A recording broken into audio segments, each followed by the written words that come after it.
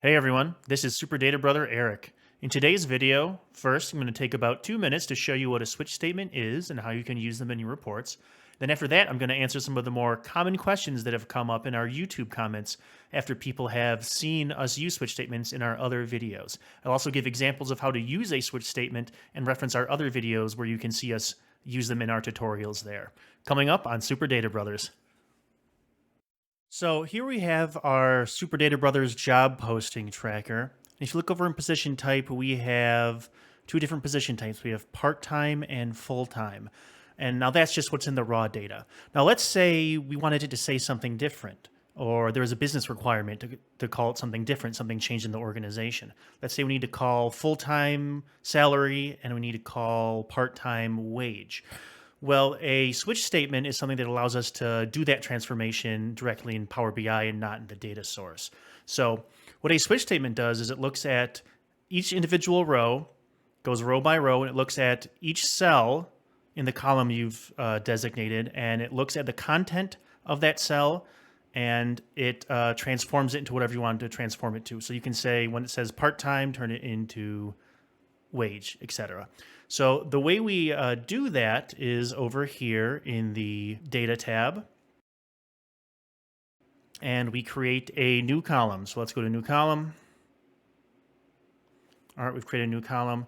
So we have our position type and we want to transform it. So let's do it right now. So first we have to name our new column. So we're changing position types. Let's call this new position type. And now we begin our switch statement. I'm going to spread it into multiple lines so I can explain each part, but you could also do this all on one line. And the way I'm creating new lines is by hitting Shift, Enter. Then I'm hitting Tab to tab in one. So let's start our switch statement. Let's start our switch. All right, I've got that, and I'm hitting Tab, Enter again. So this first line is where you put the column you want to look at, the column you want to transform. So I want to transform position type. So position type. All right, and then you put a comma, and then let's go to Shift Enter for the next line. Now here is where you start putting in the different items that you want to, the specific pieces of text that you want to transform. So I want to transform part time into wage, so I put it there, and then I put a comma at the end here. You put a comma between each line, and I want to transform full time into salary. All right. So there's the only two I want to transform, but at the end you need to put a final catch-all. So if it looks at a cell and it's in the data, and it's not part-time, it's not full-time, what should we call this? Let's just call it unknown.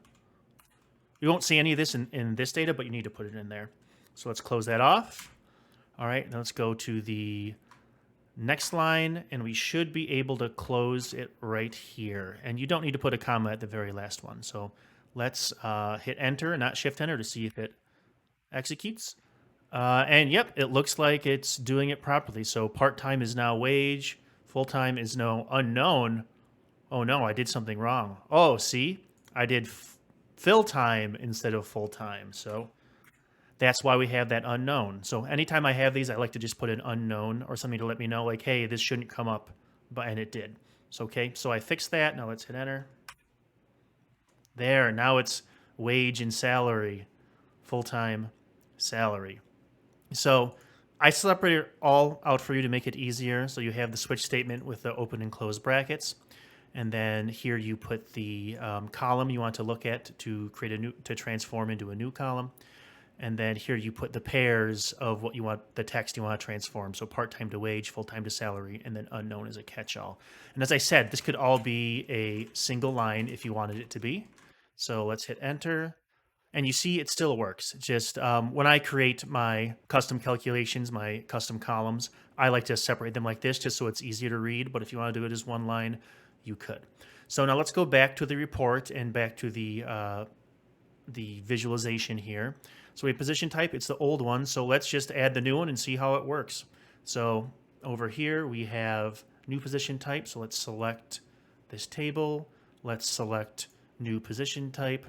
And now at the end, we should see new position type. Let's just put new position type up here.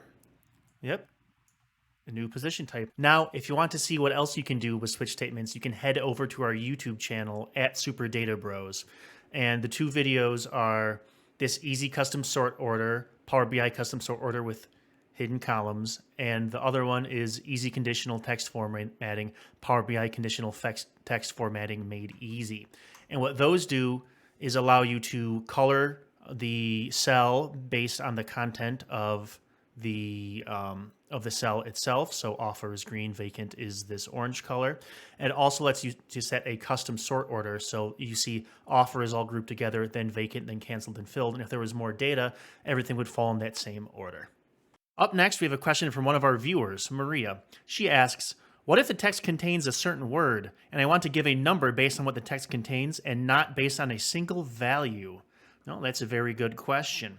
And let me show, I answer it for her in this comment, and let me show you how to do it with a quick example. So back to the Power BI data tab, we have this position status sort, which was used in the custom sort order video. To make this easy, I'm going to just copy and paste and then just explain each line. So as you saw in the video earlier, this is normal switch statement with all the different parts of it. And what Maria wants to do is find out how to, instead of searching for the entirety of a string, just search for a partial string. So if anything had OFF, for example, then change it into 1. So I'm going to show you how to do that. I'm going to paste this in. So it's very similar, but it's a little different. So switch, and at this top line, we put true.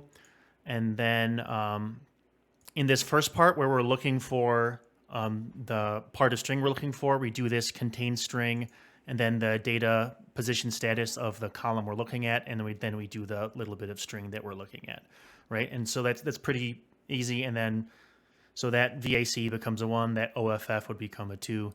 So that's basically how you do that. If you look at the other video, the custom sort order video, this code is in the comments, so you can go there and get it from there. It's pinned to the top. Maria's question is. So I think that about covers it for this video. I have one little blooper from making this video, so if you want to stay tuned, you can watch that. Otherwise, have a nice day, and thank you very much for watching. Here's how you do that. Well, first you let Power BI crash, as is traditional. Probably haven't seen this since Windows 95. Man, look at that. Woo! Yeah, I have not seen this ghosting effect since like old school Windows. Kind of fun. Anyway, I'm going to close this and start this recording over again.